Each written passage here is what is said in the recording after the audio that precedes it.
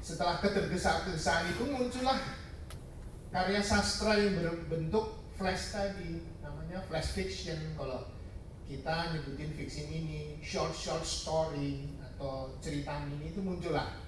Sebentar Mas Andi, kalau tadi ada pertanyaan juga, kalau tatika itu kan 3 kata, kalau pentigraf itu kan 3 cerpen 3 paragraf. Nah itu dibatasin berapa? Ya. Jadi setelah kita tergesa tadi, kita akhirnya muncullah beberapa karya berbentuk flash tadi. Kita menyebutnya flash fiction karena kan fiction itu fiksi. Lanjut Mas. Selanjutnya. Nah ini adalah buku-buku flash fiction terbitannya Askia Publishing yang sudah dibuat oleh Omah Pentigraf Askia. Itu dari OBT, Opa bikin Tatika. Kemudian Suung itu saya ikut sama Pak Tengsu di sebelah. Kemudian penulis duet itu.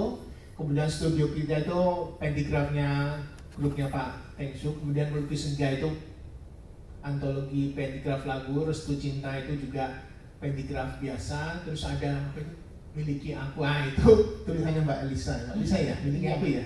Mbak Elisa senang banget itu jadi cover itu ya. Ini dari nggak bisa itu jadi bisa gitu ya. Kemudian Ramadan Tiba ini tulisannya Mbak Silvi. Kemarin rombongan Randu Toljana katanya mau datang, ternyata gara-gara supirnya sakit ini nggak berangkat. Jadi Banten pun. Ini Seamin dan Seiman ini grupnya Mbak Neti, teman di Jogja. Kemudian Tafsir Romansa. Ini Tafsir Romansa ini adalah satu penerbit membuat acara pentigraf, tapi dalamnya Masya Allah ngaco nggak karu-karuan. Saya sudah bilang sama yang punya, terima kasih masukannya, gitu aja. Nggak tahu, coba nanti saya mau perhatikan dia nulis pentigraf berubah atau enggak. Kalau besok masih nggak berubah juga malah sikat lagi gitu. Jadi kalau ini buku ini sampai ke tangannya Pak Tengsu, aduh bisa nangis Pak Tengsu tadi ya. Jadi terus Tatika Tilu Genap ini punyanya Mbak Iis, murid-muridnya dia di SMP 36 Bandung. Kemudian Pelukan Cinta seperti yang tadi buat contoh itu. Kemudian ada Perjalanan Foto Berbicara, buku yang kita launching hari ini. Ada Foto Usang, itu juga foto berbicara tempo hari. Oh iya teman-teman, ternyata foto berbicara ini saya sedikit cerita ya. Foto berbicara ini kan kenapa saya buat, saya minta izin sama Mbak Neni, bermula dari sebenarnya kalau kita melihat ini misalnya foto gitu ya, pertama kali saya tawarkan, coba apa imajinasi yang keluar pertama kali dari teman-teman dari foto ini. Wah susah banget. Padahal ya, zaman saya SD dulu, mungkin teman-teman juga mengalami.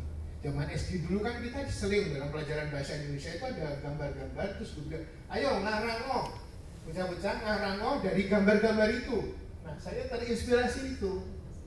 Jadi teman-teman tidak usah khawatir, sudah ada buku, ada gambar, terus coba ini jadikan imajinasi. Nah sama seperti itu, jadi pada saat kita pelajaran mengarang itu, kita ada gambar, kita menulis. Nah ini sama, jadi saya kasih foto, nih di foto Usang itu, waktu itu saya membebaskan sama Mbak Lida, kita membebaskan teman-teman cari fotonya sendiri-sendiri.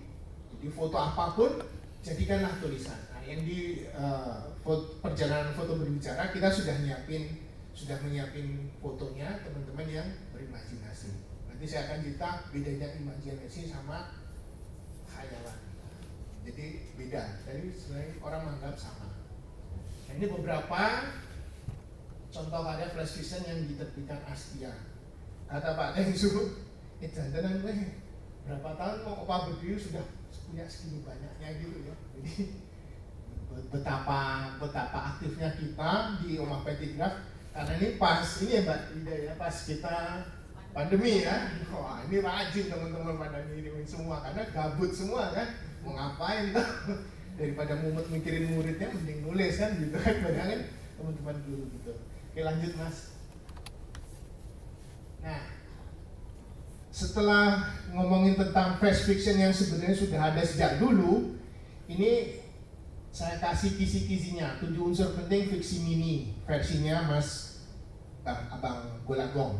Jadi itu berpikir minimalis, karakter harus kuat, setting cerita harus terjadi satu tempat, konfliknya selesai, endingnya mengejutkan. Nah, ini yang harus ya, kalau buku flash cerita-cerita flash fiction gitu harus ceritanya cepat, ceritanya jangan bertele-tele. Nah, saya sering ditanyain sama teman-teman di Omah Pentigraf, Mas aku harus melu pelatihan ini, apa pelatihan menulis fiksi ini, siapa yang ngisi Abang Golagong? Ya, terus Mas saya mau ikut pelatihan menulis cerita mini, siapa yang nulis? Si A. Jadi gue ngopo melu mumet-mumet, bilang, Mbak Nini aja sudah buat, ini saya buatkan, nanti malah pusing, saya bilang. Jadi tentukan aja, kayak gini ya, saya cerita sedikit agak belok. Saya belajar agama itu karena saya di Mizan, saya hanya membaca apa yang pernah ditulis sama Pak Quraisy Shihab. Saya baca buku beliau, wawasan Al-Quran, terus ada Lentera Hati. Saya baca itu. Saya kadang-kadang sudah nutup. Saya nggak mau peduli tulisannya siapa. Karena apa? Beliau sudah detail gitu loh. Nah itu saya ajak sama teman-teman. Ngapain kalian ikut pelatihan ini? Tapi kan sebenarnya esensinya sama gitu. Nanti malah jadi kebanyakan latihan malah nggak nulis-nulis gitu. Nah jadi yang paling penting itu esensinya kita tahu. Fiksi mini itu harus mikirnya minimalis, karakternya harus kuat, settingnya hanya satu tempat. Itu abang kita ini yang ngajarinnya gitu. Dan itu menurut saya benar, karena apa? Hampir mirip seperti kalau Mbak Nini ngajarin kelas flash fiction, ya isinya seperti ini. Jadi kalau teman-teman nanti ikut sana itu malah bingung. Contohnya bapakku lagi itu, dia ikut pelatihan olah napas ini, olah meditasi ini, hanya ngobrol sama dia bingung sendiri, ini sing bener sing dia, lah ya kok, saya bingung kan?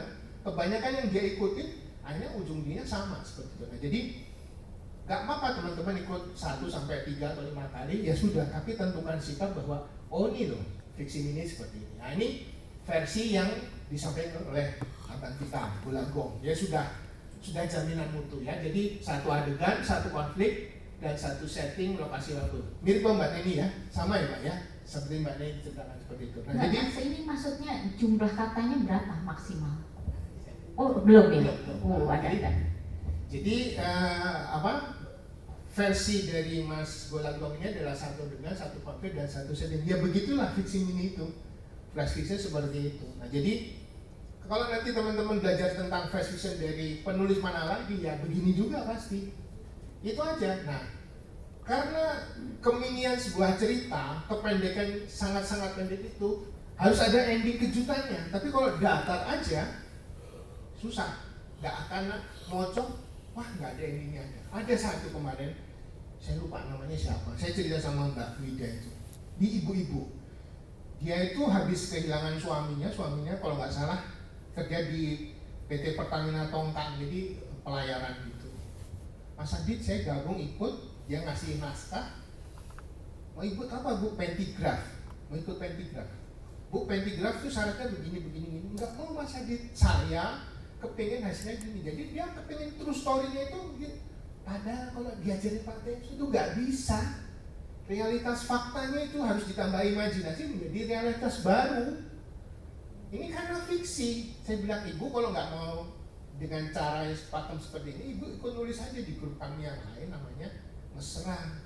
Jadi Ibu bisa cerita true story. Enggak, saya ikut Pentigrafnya ya, tak coret lah dapat kok ya. Maaf ya Bu, saya nggak bisa terima tulisan Ibu, ya gitu aja. Kalau saya menerima, berarti kan saya melanggar pakem yang sudah diberikan oleh Pak Temsu kan. Nggak ada ending twistnya, nggak ada. Jadi saya bilang, Bu ini agak dibelokkan gini, karena kan kita jadikan fiksinya dia Bu, nggak mau dia. Harus seperti itu, harus aslinya suami saya begini-gini. Duh, mumet, editornya mumet gitu. Gitu.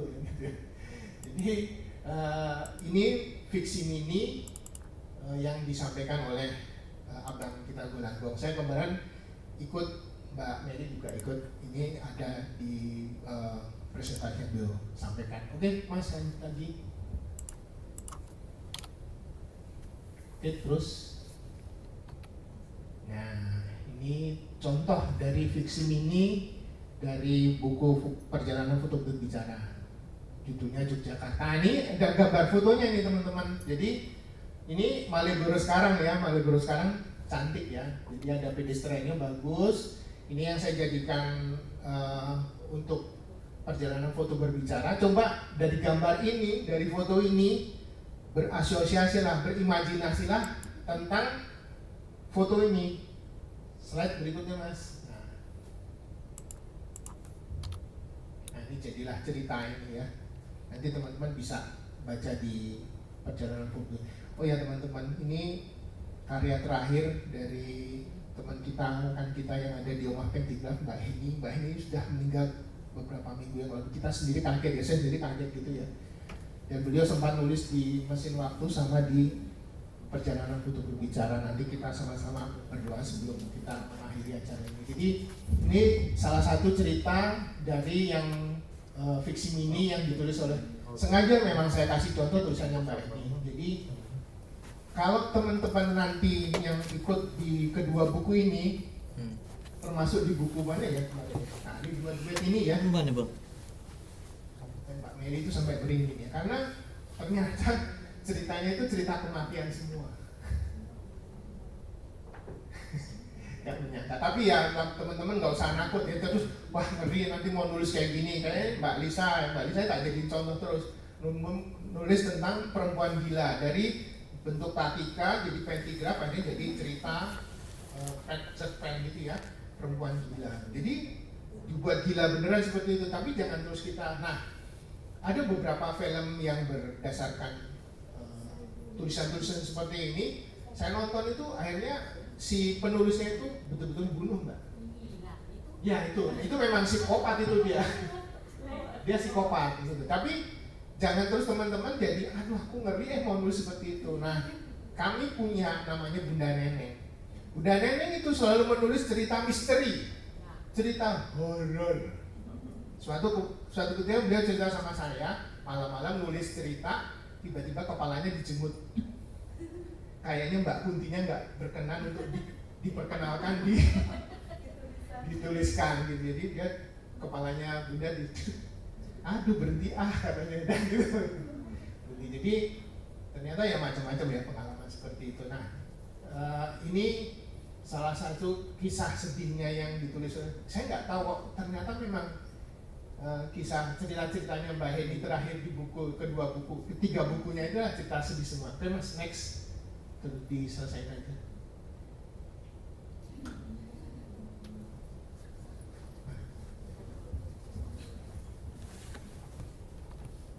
Mana nih? Aku nggak bisa. Terus aja Mas. Nih. Sebentar nih ya. Ini ending ketiga ya. Mbok, pelanggan menunggu. Suara sama dari masa lalu menunjukkan momenku. Aku menoleh dan mendapati sang mantan terindah memandangku dengan senyum teduh. Yogyakarta menutup kisahku yang masih tertinggal dengan sesuatu tak terduga. Takdir boleh terduga, namun tak pernah terduga. Ini ada yang salah nggak di paragraf terakhirnya? Ada yang bisa ngerti nggak? Adik-adik yang dari pesantren tahu nggak? Ada yang salah nggak? Apa? Coba.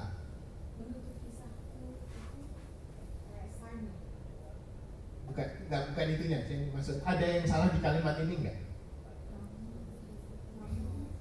Harusnya takdir tidak tertunda ya.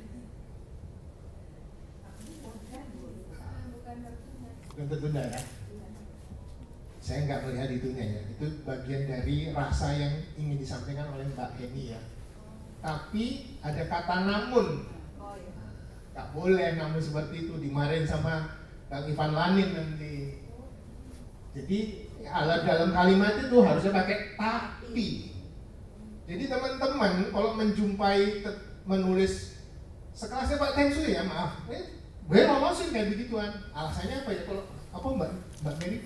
Kalau bahasa tulisan itu boleh apa? Jadi saya kadang-kadang suka bingung gitu ya. Jadi ingat, saya kadang-kadang bingung. Kita kan kepinginnya menulis itu dengan bahasa baku yang benar. Tapi kadang-kadang kita meletakkan kata dan di depan, diloloskan seperti itu. Saya sering protes sama teman editor saya, bahasa tulisan Adit.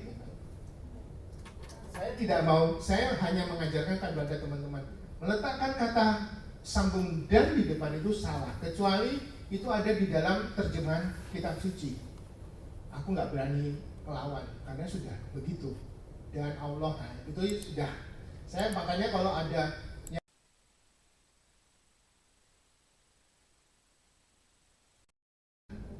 bukan merubah ya, tapi mengubah. Banyak teman-teman masih menulisnya merubah. Merubah berarti artinya menjadi rubah. Nah, beda dengan mengubah. Jadi mumpung yang ada dan sini, terus teman-teman di YouTube mengubah ya, bukan merubah. Ya. Jadi kalau Bang Ivan Lanin bilang nggak bisa meletakkan nama di dalam kalimat, ya bisa.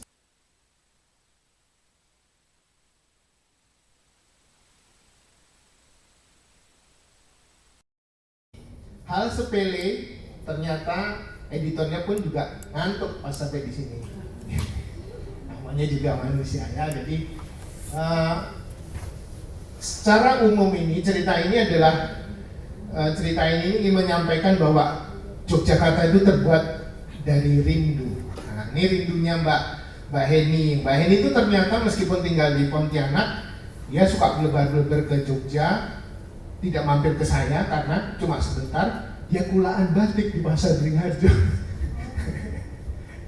Dijual buat teman-temannya di sana. Buka wadi orang sudah meninggal. Gak apa-apa Mbak, ini ya, maaf ya. Jadi ini bagian dari kejutan yang ingin disampaikan sama Mbak Heni, bahwa pada saat dia ke Jogja, dia sedang ingin membeli gudeg, dia kangen seperti ini. Ternyata mantannya ada di situ, mantannya penjual ronde kalau nggak salah di situ, ceritanya gitu ya, seperti itu. Oke Mas, next. Jadi ini kejutan yang harus dibuat seperti yang disampaikan oleh abang kita Golagong itu ya. Terus, nah ini Mbak Yuni ini juga kemarin di perjalanan foto berbicara termasuk yang saya pilih juga. Bisa lanjut Mas? Nah ini terus lanjut aja. Oke, lanjut lagi. Nah, ini kejutan yang disampaikan sama Mbak Yuni. Mbak Sri putrinya diberi nama Marijah saja sebagai tanda kelahirannya yang bertepatan dengan meninggalnya Mbah Marijah. Kata Mbok Inah dengan nada serius, Mbok Inah, Marijah itu nama nenek tetangga saya, sering melotot dan cemberut. Bayi cantik ini kok dinamai Marijah yang sudah tua dan peyot. Aina menutup mulutnya seraya buru-buru pergi meninggalkan Sri. Jadi kejutannya nggak megah. Kalau saya selalu bilang kejutan-kejutan yang kita buat itu harus megah dan mewah. Tapi kalau nggak bisa, buatlah yang sedikit agak ada kejutannya. Apa ya? Ternyata si nenek yang membantu si bidan itu bilang, wis dijenenge Marijah wae. Kalau Jawa itu enak ya diterjemahkan ke Jawa. Wis dijenenge Marijah wae, enak wae kowe. Ben ngeleke Mbah Marijah sedo kan gitu sebenarnya. Tapi ternyata yang punya bayi nggak berkenan dikasih nama Marijah, karena Marijah itu nenek yang sudah peyot. Masa bayi baru cantik dikasih nama Marijah seperti itu. Oke, lanjut Mas. Nah, dari flash fiction gaya Mas Bang Golagong tadi, akhirnya itu seperti Pak Taisu mikir apa yang harus kulakukan ya. Nah, gitu. Meski bernama Flash, fiksi mini, cerita sekilas, ternyata masih sering dijumpai fiksi mini yang panjang menurut Pak Taisu. Jadi fiksi-fiksi mini yang beliau baca, beliau lihat itu masih panjang gitu. Jadi sifat mini dan padatnya menjadi hilang. Karya sastra yang terlalu mini, misalnya 140 karakter, ingat waktu kita ngetik model SMS ya gitu toh, justru elemen narasinya tidak dapat muncul. Tokohnya, latarnya, terus settingnya itu nggak ada menurut Pak Taisu. Nah seperti inilah yang saya ingin sampaikan sama teman-teman. Apa yang saya sampaikan selalu kiblat saya, kembaran saya ini gitu. Jadi kalau saya nggak cocok, saya langsung bisa japri Pak, ini nggak bisa. Ini Mas Adi gini, kenapa nggak diubah? Maksudnya nggak dibuat revisi bukunya kan gitu. Tapi paling tidak kita sudah bisa belajar dari apa yang saya sampaikan. Oke lanjut. Iya. Nah, terus akhirnya bertemulah Pak Taisu yes, saya menemukan pentigraf. Nah, pentigraf paragraf itu seperti ini. Jadi pentigraf tergolong flash fiction karena dia juga cerita mini. Karena pendek, pentigraf kan berfokus pada satu alur, satu tokoh sentral dengan beberapa tokoh penunjang dan satu tema sentral. Oke Mas, lanjut. Nah, ini untuk Pak Taisu itu tidak pernah menyatakan satu cerita itu dengan ukuran katanya. Tetapi dalam kenyataannya akhirnya pada saat kita menerbitkan buku dan menuliskan itu, ukuran kata itu hanya menjadi patokan yang disampaikan. Nah, secara umum itu panjang cerpen itu kisarannya 1000 sampai 20.000 kata, novelet 20.000 sampai 40.000 kata, novelet di Eropa itu 17,5 sampai 40.000 kata, panjang novel di atas 40.000 kata itu disebut novel. Kurang dari 1000 itulah yang disebut flash fiction. Jadi ada tulisan cerita pendek sampai 1000 kata itu yang kita pakai di menulis 2 duet. Ini juga terobosan baru dan sudah ada yang niru di tetangga sebelah. Senengin niru ya. Jadi kurang dari 1000 kata itu yang disebut flash fiction tadi.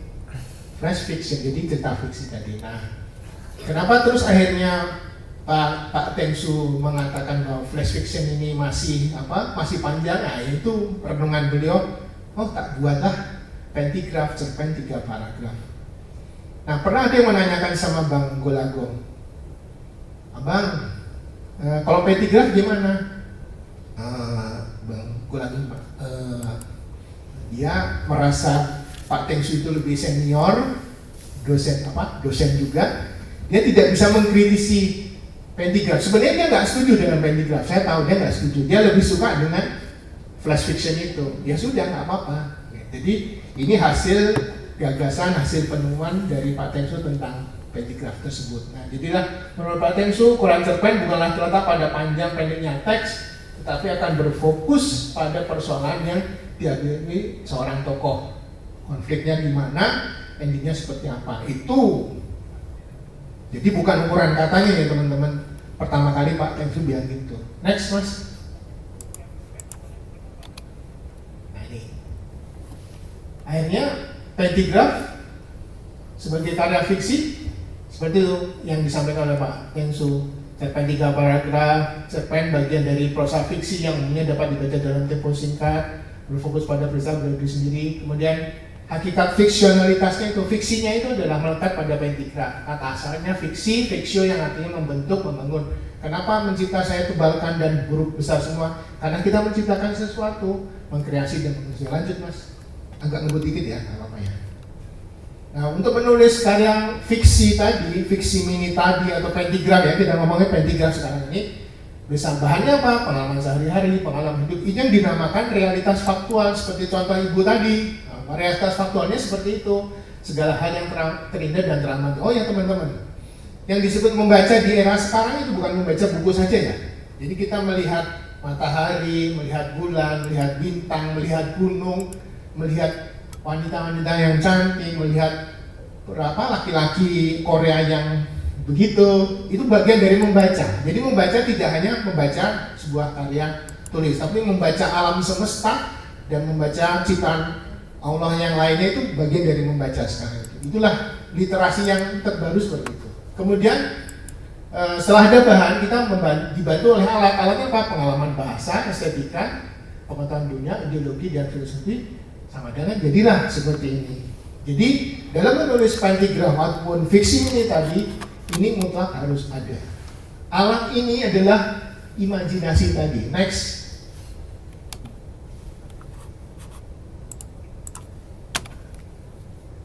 Realitas faktual diolah sedemikian menggunakan imajinasi penulis menjadi sebuah realitas baru. Jadi kalau teman-teman menulis realitas fakta tanpa ada imajinasi, berarti kan cuma RF sama dengan RF. Itu cuma cerita true story aja. Masukkan saja ke mesra kalau itu. Jangan masukkan ke pentigraf ataupun ke flash fiction. Dengan demikian pentigrafis bukan sekedar memindahkan realitas faktual ke dalam teks sastra, tetapi mengolahnya dengan apa? Imajinasi tadi, supaya jadi realitas baru. Itu catatan yang diberikan oleh Pak Tengsu seperti itu. Jadi masih banyak dari teman-teman di sebelah itu hanya menempelkan realitas faktualnya saja, nggak ada imajinasinya. Masih beranggapan bahwa imajinasi itu adalah sama dengan khayalan. Next, Mas. Terus aja terus. Nah ini saya contoh dari bukunya Pak Tengsu. Imajinasi tidak sama dengan khayalan. Imajinasi daya bayang. Jadi kalau misalnya kita melihat bunga rose, bunga mawar itu, asosiasi kita bersama perempuan cantik kalau laki-laki ya. Perempuan cantik. Yang kedua tanda cinta, sarangium atau persahabatan. Tapi kalau khayalannya ya kayak gini ini. Ada manusia pakai jubah bisa terbang. Kasih bambu kepalanya jadi baling-baling bambu terbang. Meskipun sekarang orang bisa terbang ya pakai alat gitu. Oke, next mas. Imajinasi. Sastra bukanlah tulisan hasil orang berkhayal. Beda ya sama berimajinasi. Sastra berdasarkan pengalaman dan fakta yang dijumpai penulis. Dia melihat, membaca alam semesta. Sastra perlu riset agar tulisan detail dan hidup. Seperti kata Mbak Fiana, yang kita harus meriset sekecil apapun risetnya kita harus meriset. Jadi setiap kita menulis sebenarnya kita sudah meriset secara tidak sengaja. Oh iya, seperti apa? Saya kalau mengedit tulisan teman-teman itu, saya harus membuat reka cerita yang harus berbeda-beda setiap tulisan teman-teman. Berarti kan saya harus banyak baca, harus banyak melihat seperti itu. Kemudian sastra harus logis. Berarti nulis itu harus logis. Sementara kita sedang membuat tema pentigraf fantasi. Ngomong Mbak Ayu, unlogical. Apa? Kemarin ngomongnya? Yang caplok. Sastra itu dibuat tapi tidak dibuat-buat. Jadi sastra itu direka tapi bukan direka-reka. Ini jadi itulah imajinasi. Kalau khayalan itu sesuatu yang tidak mungkin. Dia itu seperti kalau kita sering nonton Doraemon, kita pasti imajinasi khayalannya kuat. Terus kita sering nonton yang banyak khayalannya pasti kuat. Oke, next. 5 menit lebih ya. Gak apa-apa nih. Ini contohnya dari khayalan tadi ya, teman-teman.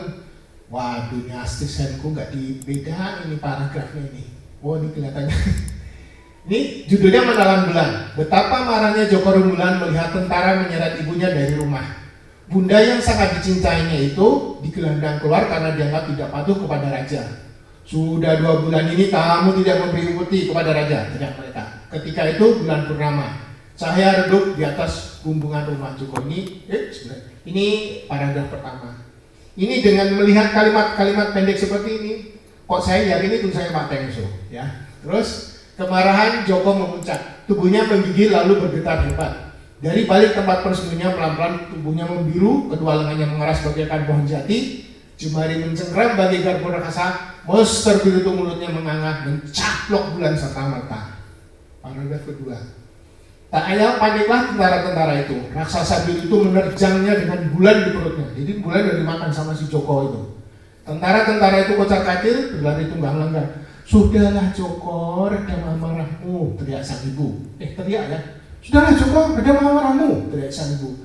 Joko memuntahkan bulan itu, malam kembali terang. Joko rebah di pangkuan bundanya. Jadi seseorang memakan bulan. Ini khayalan banget. Ada juga ada ceritanya kan waktu kita kecil kalau di Jawa itu kan gerhana dicaplok karo raksasa gitu. Jadi ini ada saya cuplik dari bukunya Pak Tengso Berumah dalam Sastra 3 Menelan Bulan. Oke, next mas. Mengubah takdir. Nah ini teman saya ini namanya Ramani Sumarsdi. Kesamaan ucapan, tindakan, hobi dan selera makan membuatku lantas menyatakan, seharusnya kita berjodoh sejak awal, bukan baru dipertemukan sekarang dalam suasana batin dan kehidupan yang berbeda seperti saat ini. Mendengar celotehku, dia tertawa, lalu bilang, itulah yang namanya takdir, memangnya kamu yang jadi Tuhan. Kata-katanya terdengar bijak dari seberang sana. Jadi dia teleponan, dia video callan. Namun ketika mendengar lagu Mesin Waktu disenandungkan lewat video call yang sedang kami lakukan, terusin Mbak Wid.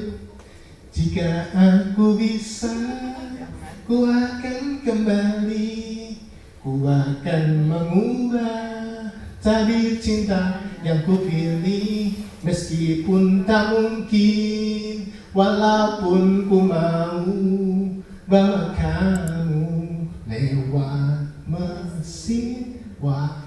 Ini mesin waktu yang waktu sini ya, jadi ya mesin waktunya gitu. Jadi tiba-tiba terdengar dulu suara mesin dan panggilan dari seseorang. Suaranya khas dan aku sangat mengenalinya. Ketika aku lewat jendela, dia melambaikan tangan dan mengajakku pergi dengan mesin waktu miliknya yang berbentuk mobil tapi bisa terbang. Jadi kan khayalan kok ada mobil terbang. Ya ada sekarang mobil terbang lagi sudah ada prototipenya kan, sudah mau dijual ya. Tapi ini bagian-bagian dari khayalan tersebut. Oke mas, next. Konstruksi teks pentigraf. terdiri 3 paragraf, hanya ada satu ide pokok dalam tiap paragraf, panjang pentigraf 210 kata, hanya maksimal 10 kalimat dalam tiap paragraf, berfokus hanya pada persoalan seorang tokoh, harus memiliki elemen narasi, tokoh, alur, latar, keseluruhannya berpadu menjadi sebuah tema. Terdapat kejutan, hanya boleh terdapat 1 kalimat langsung dalam setiap paragraf, bisa saja dalam pentigraf berbentuk deskripsi semuanya. Jadi kalau teman-teman menulis pentigraf ini nggak ada, jangan sebut pentigraf alanya Pak Tengsu. No way. Jadi belajar di rumah pentigraf adalah ini harus diikuti. Nah, tetapi ada, kalau teman-teman tergelitik, kok ada 210 kata? Nah, itulah hanya kompromistis dari si suhu kita tersebut. Karena apa 210 kata itu? Supaya pada saat di layout hanya ada 1 halaman. Jangan seperti buku pesan bersayap tadi dibalik. Jadi menurut Pak Lensu, saya Pak, kenapa tuh? Ayo ben aja lah diwalik loh. Nah, kalau diwalik tutup pentigraf. Nah, gitu jawabannya. Jadi kalau teman-teman menjumpai ada yang bilang pentigraf tapi dibalik ceritanya bersambung, nah wis, berarti bukan pentigraf. Dan itu sudah saya jumpai dalam buku Tafsir Romansa tadi itu. Jadi teman-teman yang kepengen ini untuk jadi pegangan boleh nanti bisa Pak Wid. Ini harus ya. Insya Allah saya sudah ditodong Mbak Neni harus buat buku. Nanti saya mau buat praktika sama pentigraf alanya Captain Opa. Jadi kita sama-sama belajar. Itu akan jadikan kita pegangan. Teman-teman silahkan dijual. Ini bagus loh. Kembaran ini Pak Tensu Cahyo. Mas, kalau materi ini nanti kita share di grup ya? Ada. Boleh ya? Ada Bu Ija. Siap ya. Ya. Jadi 9 ini harus ada dalam sebuah pentigraf. Saya belum bercerita tentang Tatika, saya belum bercerita tentang Putiba, saya belum bercerita tentang Putibar, karena bercerita tentang pentigraf saja teman-teman sudah pada mencret. Karena ternyata ada yang bilang, gampang nulis pentigraf, tulisono, gitu bilang. Begitu. Ya. Boleh dong Mbak Evi mau? Ya, ini Mbak. Mas mau nanya dong yang konstruksi teks pentigraf ini. Assalamualaikum. Assalamualaikum. Sudah. Ayo. Ya. Benar. Iya, Mas, yang itu yang konstruksi teks pentigraf yang nomor 6 kan harus memiliki elemen narasi ya. Nah, ketika nomor 9 bisa saja dalam pentigraf berbentuk deskripsi semua, artinya kan nggak ada narasinya. Betul nggak? Narasi deskripsi kan beda ya? Ya. Jadi yang dimaui Pak Tengsu itu kan di pentigraf itu kita boleh ada bentuk bukan dialog tapi kalimat langsung Pak Diana. Jadi misalnya di paragraf pertama ada kalimat langsung ya yang pakai tanda petik itu. Nah, kalau orang yang Dialog, kuat, ya. bukan dialog, nggak boleh berdialog, hanya kalimat langsung. Kalau dialog itu kan ada saling menjawab. Dua ya. Ya. Nah itu saya jumpai ada 2 kalimat langsung di dalam pentigraf di sebelah itu. Itu jelas sudah menyalahi karena kan hanya boleh ada 1 kalimat langsung dalam 1 paragraf itu. Nah, Pak Tengsu itu mungkin karena basicnya beliau itu puisi, jadi dia menyarankan kalau teman-teman yang kuat untuk bernarasi itu mendeskripsikan cerita, tidak pakai kalimat-kalimat langsung itu boleh. Maksudnya itu sebenarnya. Mungkin saya salah ini ya. Tapi maksudnya Pak Tengsu itu pentigraf itu tidak berbentuk ada kalimat langsungnya. Kalau nanti misalnya contoh, jadi kan biasanya teman-teman itu merasa nyaman kalau ada kalimat langsungnya. Nah, tapi ada teman-teman yang kuat dia mendeskripsikan, semuanya dideskripsikan sama dia. Jadi seperti seorang menarasikan cerita saja. Berarti gitu. hanya narasi aja ya? Iya. Berarti bukan deskripsi ya? Ya, Soalnya kan. kalau bayangan saya yang deskripsi itu lukisan kan berarti kayak ini bentuknya seperti apa atau rasanya bagaimana atau seperti apa? Iya, Kalau misalnya iya. narasi ya mungkin. Sebenarnya bisa seperti mendeskripsikan, tapi karena hanya 3 paragraf tadi, yaitu tadi harus betul-betul pemilihan kata-katanya. Makanya kalau kita baca contohnya punyanya Pak Tengsu, dia nggak mau bertele-tele dengan seperti kata Abang Bulagong, jangan bertele-tele ceritanya. Nah, di beberapa komunitas di tempat kita maupun di tempatnya Pak Tengsu itu yang bertele-tele masih banyak.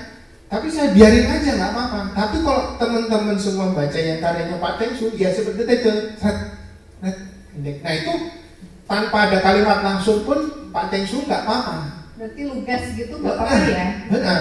Tapi harus merangkum jadi karena keterbatasan kata itu. Betul, misalkan iya. ada kalimat yang kalau deskripsi kan biasanya terlalu melebar. Iya. Nah, deskripsi dalam artian bahwa dia sudah bisa merangkum menjadi hanya maksimal 210 kata itu aja. Tapi ternyata nggak semua orang bisa mendeskripsikan itu. Nah, narasi ini maksudnya narasi dalam artian bahwa ada alur, ada tokoh, ada tema sentralnya, itunya. Jadi bentuknya itu boleh ada kalimat langsungnya, boleh atau bentuk yang tidak ada kalimat langsungnya. Jadi kasarnya itu nggak ada kalimat langsung dan kalimat tidak langsung, itu aja sih. Terima kasih Mas. Ya, jadi gitu Mbak, bahwa apa yang konstruksi ini itu yang harus betul-betul kita sepakati sama-sama. Terus kalau misalnya kita sudah semuanya masuk ini tapi nggak ada kejutannya, ya tetap salah. Makanya saya bilang sama teman-teman, nggak apa-apa kejutan itu tidak mewah. Nah terus sama Mbak Neni, kita kan membuat channel YouTube Askia Publishing Official itu. Kita bacain, nanti ada, Pak yuk baca ya, baca pentigraf ya. Baca di depan. Bingung Mbak Ayu. Jadi kita memberi kesempatan teman-teman untuk membacakan pentigraf, tapi ternyata menurut saya pentigraf ini tidak bisa dibacakan oleh sembarang orang yang tidak mempunyai gaya membaca yang betul-betul di omah pentigraf itu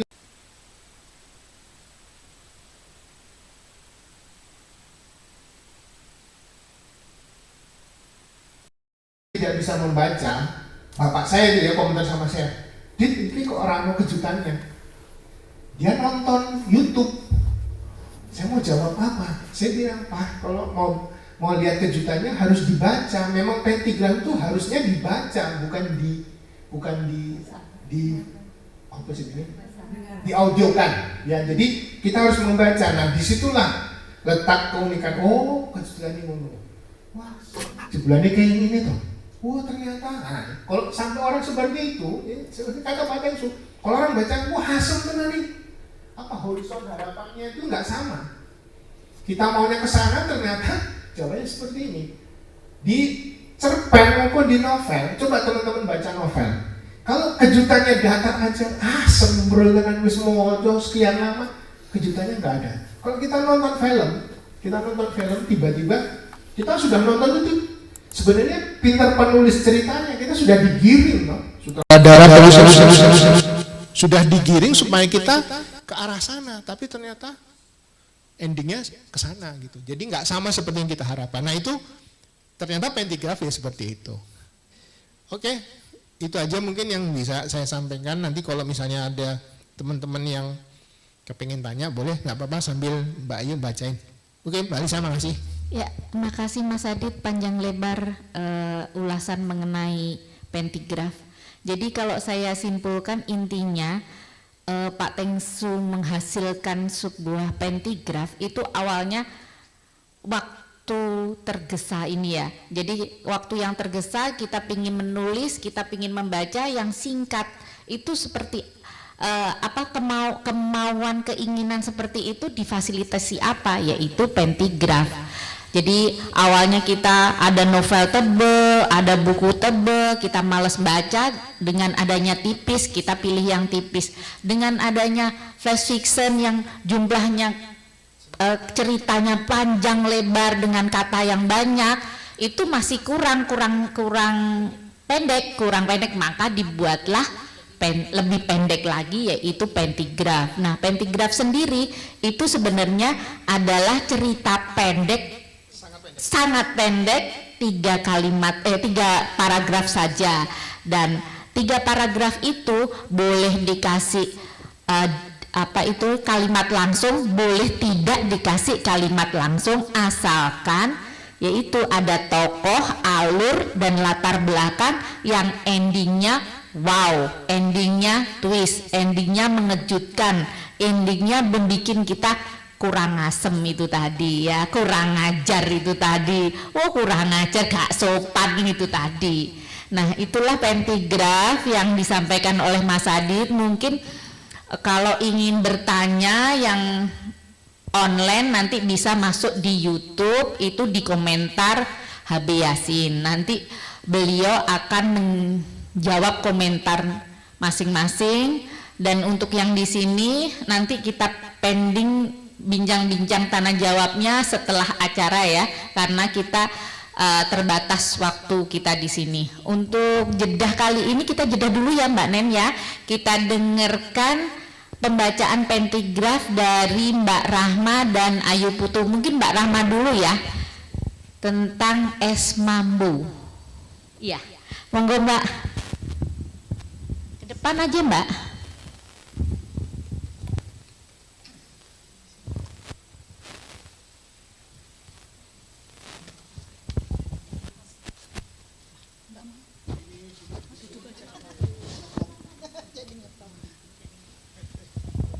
Bismillahirrahmanirrahim. Assalamualaikum warahmatullahi wabarakatuh. Sebelum saya baca mau berbagi sedikit cerita singkat saya. Boleh ya Mbak? Boleh ya Mas Su? Ya Mas Su, saya manggilnya Mas Su. Saya bahagia banget hari ini, jujur bahagia banget. Kenapa saya bahagia? Saya banyak mengikuti grup-grup menulis, jujur Mbak Neni, Mbak Wit, Mas Suhu, Mbak Lisa. Itu saya enjoy di Azkia. Kenapa? Mas Suhu sabar banget gitu. Walaupun benar kata Mbak Lisa sering ayo gitu kan gitu, mendadak saya padahal saya lagi di perjalanan, bahkan lagi di kelas ngajar tuh imajinasi keluar langsung tak kirim ke Mas Suhu, mbok apa bacanya saya juga terserah Mas Suhu, benar jadinya bagus, wow gitu loh. Jadi saya juga jadi semangat lagi menulis. Saya punya cita-cita itu dari SD, senang, kebetulan saya senang baca puisi, terus alhamdulillah juga sudah punya buku solo puisi, alhamdulillah. Ketemulah Mas Suhu dan teman-teman semua di sini, alhamdulillah jadi tambah semangat. Semoga teman-teman juga semua semangat. Terima kasih. Oke, saya mau bacain karya sendiri yang mudah-mudahan berkenan buat teman-teman. Tapi sebelumnya saya mau baca pantun, boleh? Boleh. Jalan-jalan ke Cikini. Bertemu mesra Azkia. Berkawannya kita di sini, semoga selalu bahagia. Amin. Bismillahirrahmanirrahim. Ini launching hari ini ya Mas Adi ya, fiksi mini perjalanan foto berbicara. Alhamdulillah saya ikut di dalamnya. Judulnya Penjual Es Mambu. Sumber foto Kampung Nusantara. Panas terik membuat kerongkongan seperti terbakar. Semua orang hampir seragam mengeluhkan udara yang tak lagi bersahabat. Ketika menyusuri jalan sepanjang hutan jati, dedaunan berguguran karena matahari sangat terik. Di jalan inilah aku mengenalnya sekian tahun silam. Orang-orang menyebutnya Pak Min. Pekerjaannya penjual es mambu keliling. Paling kerap nongkrong di depan sekolahku, di bawah pohon beringin. Di sana ia menunggu pembeli-pembeli ciliknya, termasuk aku yang masih berseragam putih biru. Sekolahku memang di seberang pohon beringin tersebut. Pak, mau ya es mambonya? Berapa sekarang per bijinya? Tanyaku pada Pak Min yang wajahnya semakin menua. Uban di kepalanya menyebar rata. Dijawabnya pertanyaan setelah dia menatap diriku dengan seksama. Ini Neng yang dulu sekolah di situ ya? Dengan tegas ditunjuknya bangunan di seberang dari tempat kami bertemu dan ngobrol. Takjub aku atas ingatannya, meski ia lupa namaku. Tapi ia tahu persis aku pelanggan setianya di masa itu. Kuanggukan kepalaku, menyatakan diri bahwa tebakannya tepat. Saya Anin, Pak. Wah, Bapak awet jualannya sampai sekarang, kataku. Bangga ia masih mengingatku. Lalu terdengar ia menggumam namaku. Ketika kutanya apa yang menyebabkan ia masih mengingat